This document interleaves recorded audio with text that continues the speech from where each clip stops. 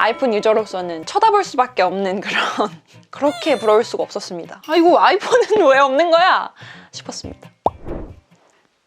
안녕하세요. 이 쪼케이 민성입니다. 요즘 갤럭시 S22 정말 핫하잖아요. 제가 앞서 올린 2개 영상은 다들 보셨죠? 저는 사실 앱등이어가지고 애플 제품을 정말 많이 써요, 실제로. 그래도 최대한 갤럭시 제품도 쓰면서 골고루 다양한 정보를 제공해 드리려고 노력은 하는데 저도 어쩔 수 없는 아이폰 유저이다 보니까 자세히 보시면 이치오케이 채널에 갤럭시 영상이 많이 없습니다. 아, 내가 너무 아무리 아이폰 유저이지만 갤럭시 유저분들을 위한 정보도 제공해 드려야 되지 않을까 싶어서 오늘은 S22에 관한 영상이라기보다는 제가 아이폰 유저, 일명 앱등이로서 이번 갤럭시 시리즈를 써보니까 느낀 점이 되게 많았어요. 아이폰은 다소 폐쇄적이라면 갤럭시는 되게 사용자에게 맞춰서 정말 다양한 기능을 쓸 수 있구나 싶어서 제가 오늘은 아이폰엔 없는데 갤럭시에만 있는 것들 주제로 영상을 찍어보려 합니다. 오늘 말씀드릴 기능은 S22에만 있는 기능은 아니고요. 갤럭시 전체를 공통적으로 말씀드릴 거니까 참고만 해주세요. 자, 첫 번째는 통화 녹음입니다. 이 통화 녹음은 사실 뭐 대표적인 갤럭시만의 기능이죠. 사실 이게 갤럭시만 된다고 말하는 것도 웃겨. 왜냐면 아직까지 아이폰이 이게 안 된다는 게 지금 21세기인데 이 단순한 통화 녹음이 안 된다고? 그래서 가끔 막 친구들끼리 막 이상한 얘기할 때 장난으로 야, 너 아이폰 맞지? 녹음 안 되지? 막 이런 얘기도 하잖아요. 아, 저만 하나요?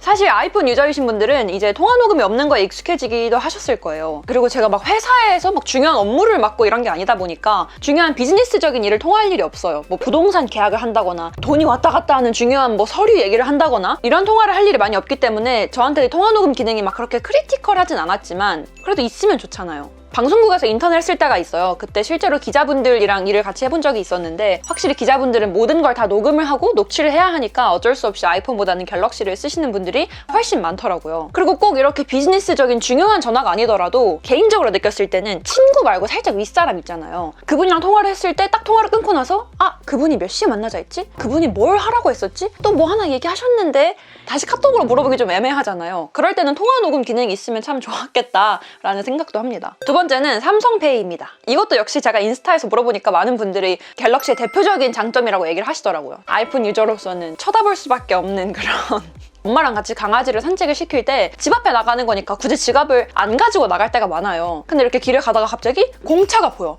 근데 버블티가 갑자기 너무 먹고 싶은 거예요. 근데 난 지갑을 안 가지고 왔잖아요. 그럴 때 어머니가 딱 핸드폰만 주시면서 삼성페이로 결제해라 라고 하실 때 그렇게 부러울 수가 없었습니다. 물론 요즘은 아이폰에서도 뭐 카카오페이가 되는 곳은 카카오페이로 결제를 할 수도 있고 뭐 이제 애플워치로 결제하는 방법도 있고 결제를 할 수 있는 방법이 있긴 하지만 되게 제한적이거든요. 그리고 또 아이폰도 이렇게 뒷면에 카드 지갑, 맥세이프 카드 지갑을 붙인다든지 케이스 뒷면에 신용카드를 끼워서 넣고 다닌다든지 뭐 다양한 방법은 있지만 확실히 이렇게 휴대폰 자체에서 금융페이, 금융결제가 되는 거랑 아닌 거랑은 좀 많은 큰 차이가 있는 것 같아요. 제가 고쳐야 할 습관 중에 하나가 택시를 너무 많이 타는데요. 최근에도 실수로 지갑을 안 가지고 탄 거예요. 그래서 막 죄송하다고 하고 계좌 이체를 해드렸거든요. 그럴 때 이 갤럭시를 썼었으면 이 휴대폰 하나만 있으면 이렇게 띡 하고 결제가 되는 건데 많이 좀 아쉽긴 하더라고요. 그리고 세 번째는 지문 인식입니다. 제가 지금 들고 있는 모델이 S22 울트라 블랙 컬러인데요. 이 제품 같은 경우는 지문 인식이 탑재가 되어 있잖아요. 그러다 보니까 이 얼굴 인식에만 익숙한 이 아이폰 유저가 지문 인식을 오랜만에 쓰니까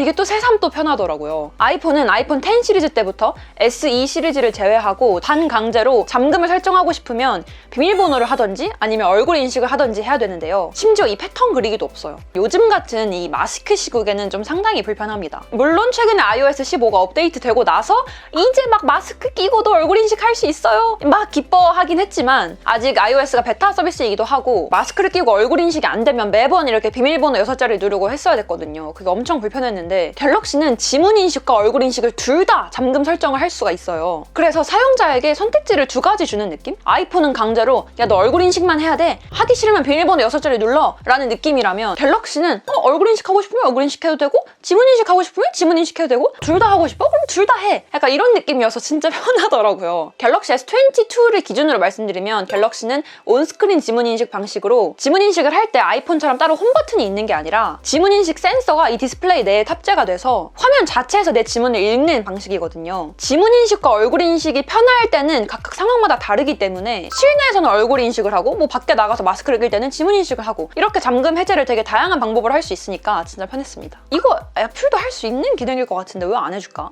네 번째는 충전 잔량 시간 알려주기인데요. 이건 정말 깨알 같은 기능이지만 갤럭시 제품 같은 경우는 이렇게 충전을 했을 때 현재 몇 %이고 완전 충전까지는 몇 시간 정도가 대략 걸린다라고 알려줘요. 근데 아이폰은 이제 현재 배터리, 충전 중이든 아니든 현재 배터리가 몇 %인지만 알 수 있어서 고속 충전을 하든 뭐 일반 충전을 하든 완전 충전까지 몇 분이 걸릴지 아무도 몰라요. 그냥 약간 감에 의지해야 돼. 별거 아닌 기능이라고 생각할 수 있지만 심리적으로 되게 편하더라고요. 이렇게 딱 충전을 해놓고 한 30분 있으면 충전 되겠구나. 오케이 하고 뭐또 딴짓하고 이렇게 하다 보니까 정말 깨알 같은 기능이지만 이거 아이폰은 왜 없는 거야?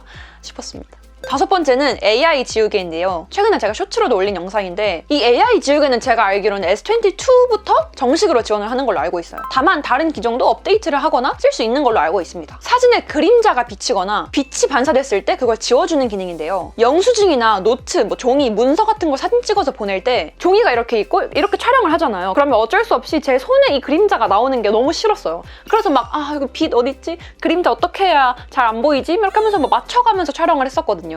물론 이 AI 지우개 기능이 저도 써보니까 100% 깨끗하게 지워주는 건 아니고 또 생각보다 막 그렇게 자주 쓰일 기능은 아니지만 결과물이 만족스럽지 않으면 제가 추가로 이렇게 눕기 따듯이 그 부분만 해서 추가로 또 그 부분만 지울 수가 있거든요. 그래서 그 정확도를 조금 더 높일 수 있습니다. 이거 어떤 분이 댓글에 저는 문서 사진을 찍어서 많이 전달을 하는데 그럴 때 그림자 지우기 기능을 쓰면 진짜 깨끗하게 전달할 수 있을 것 같아요 라고 하시더라고요. 여섯 번째는 S펜입니다. 기존 갤럭시 노트의 아이덴티티라고도 할 수 있는 게 바로 이 S펜이잖아요. 물론 갤럭시에도 모든 제품에 S펜이 들어가 있는 게 아니라 노트나 이렇게 울트라처럼 특정 모델에만 있는 거지만 아이폰은 애초에 S펜이 있는 모델 자체가 아예 없거든요. 참고로 저는 원래 크고 좀 갤럭시 노트를 좋아했던 유저라서 이번에 22 시리즈 중에서도 울트라가 제일 좋은데 S펜은 이번에 나온 S22 울트라뿐만 아니라 S21 울트라, Z 폴드 3 기존의 노트 시리즈에 호환이 됩니다. 사실 이 S펜이 있다고 해서 매일 막 이렇게 S펜으로 뭘 그리고 필기하고 그렇게 되진 않아요. 당연히 S펜도 잘 쓰는 사람만 쓰겠지만 확실히 뭐 급한 일이 있을 때 뭐 비즈니스적으로 갑자기 뭐 미팅이 잡혀서 회의를 해야 될 때 아니면 내 앞에 있는 사람한테 뭔가를 그려서 보여줘야 될 때 뭐 간단하게 다이어리를 쓸 수 있고요. 확실히 갤럭시에는 이렇게 S펜이 지원이 되는 제품이 있다 보니까 나는 S펜 좀 많이 필요할 것 같아. 그러면 S펜이 지원되는 모델로 사고 S펜 딱히 필요 없어. 그러면 그냥 지원이 안 되는 일반 모델로 사고 이렇게 선택지를 좀 다양하게 주는 것 같아서 되게 좋았어요. 일곱 번째는 화면 분할, 멀티 윈도우 기능인데요. 물론 비교적 최근에 아이폰에도 유튜브를 PIP 모드로 볼 수 있는 기능이 이제 유튜브에서 업데이트를 해줬어요. 그리고 아이폰에서도 넷플릭스나 왓챠 같은 게 PIP 모드가 되긴 하지만 이 PIP 모드를 지원하는 앱이 방금 제가 말씀드린 몇 개의 앱 이렇게 손에 꼽을 수 있을 정도로 아주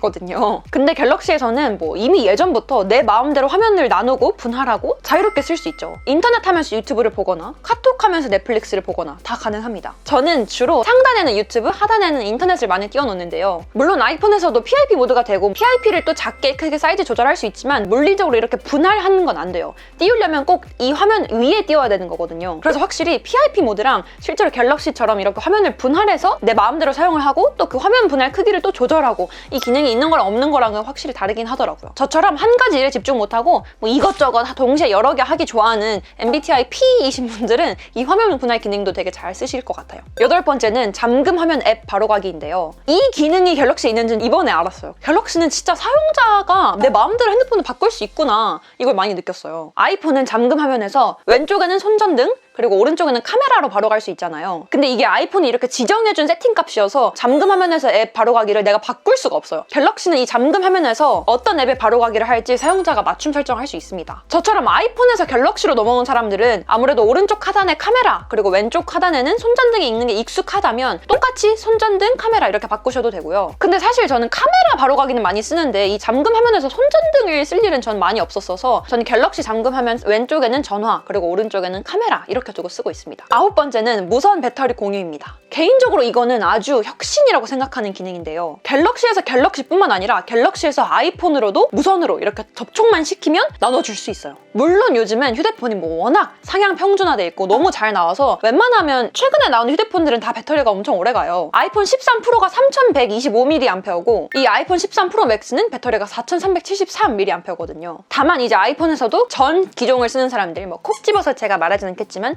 좀 출시된 지 오래된 아이폰을 쓰시는 분들은 겨울만 되면 아이폰 배터리가 금방 닳을까봐 막 이렇게 덜덜 떨고 있어야 돼요. 휴대폰 방전이 금방 되는, 갑자기 핸드폰이 꺼져버리는 겨울에는 갤럭시 유저분들이 아이폰 사용자에게나 갤럭시 사용자 모두에게 이 배터리를 나눠줄 수 있어요. 물론 배터리를 공유할 때 제가 가진 갤럭시의 배터리를 좀 소모를 해서 나눠주는 거긴 하지만 다 같이 어디 놀러 갔는데 상대방이 중요한 전화가 와야 되는데 핸드폰 배터리가 꺼져버린다거나 할 때 무선으로 배터리를 공유해 주실 수 있습니다.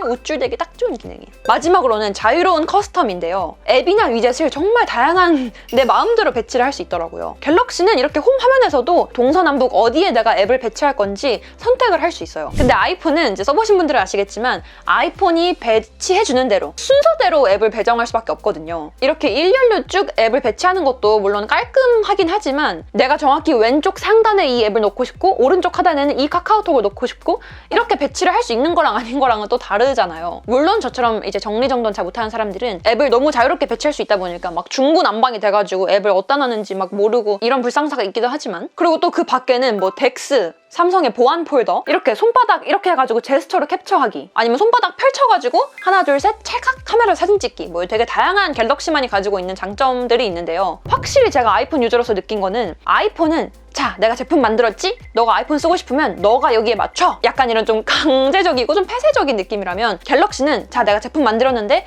너가 이렇게 바꾸고 싶어? 그럼 너 마음대로 해. 너 마음대로 다 바꿔. 맞춰줄게. 약간 이런 느낌이에요. 사실 오늘 제가 영상을 찍은 것도 아이폰은 이렇게 나쁘고 갤럭시는 이렇게 좋은 기능이 있어요 라고 이렇게 편파적으로 어느 한쪽에 편을 들려고 한다기보다는 각각 장단점이 사실 있는 거잖아요. 아이폰 쓰시는 분들은 또 아이폰 쓰시는 이유가 있을 거고 갤럭시 쓰시는 분들은 뭐 통화 녹음이나 삼성페이 각각의 이유로 갤럭시를 쓰시는 거니까 누구 편을 들려고 한다기보다는 각각의 장단점이 확실히 있는 것 같습니다. 갤럭시와 애플.